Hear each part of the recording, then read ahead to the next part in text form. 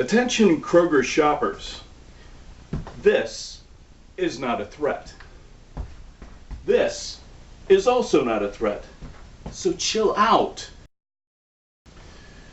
Here are a couple of pointers to help illustrate what a threat is not and what a threat might be, because the mere presence of a gun does not constitute a threat. Now, say for instance, and I know I'm using one of my warehouses here just for illustrative purposes, but say for instance you see an armed person going through Kroger, going through Walmart, browsing the shelves, pushing a shopping cart, doing whatever a shopper does just with a gun on their hip. That's not a threat. His hand is nowhere near it. He's too busy looking at the merchandise. He's not looking at you. He's not looking to threaten you at all, no. But things do change, however, if you see the hand go to it. And for this you have to use common sense. This obviously says warning. This obviously says possible threat. But strangely enough, none of the pictures that the hoplophobes like to post on Kroger's page has a person with a gun in their hand. No, they're all walking about doing normal people things.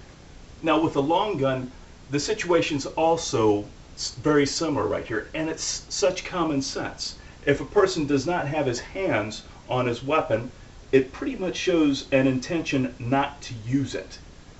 So he can be going up and down the aisles, pushing a shopping cart, checking out the merchandise, but he poses no threat. It changes, however, if it comes off of his back and he has it in both arms. If it's at a low patrol ready, it might mean, okay, it might be a warning. Obviously, if the optics are uncovered and he's holding it at low ready, that may constitute a threat. If it is pointed straight at you, that is most definitely a threat. Have you seen anyone do this to you at Kroger's, at Walmart? No, you have not.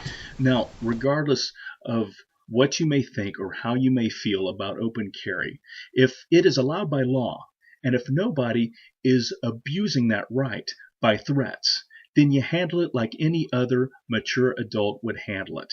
You deal with it.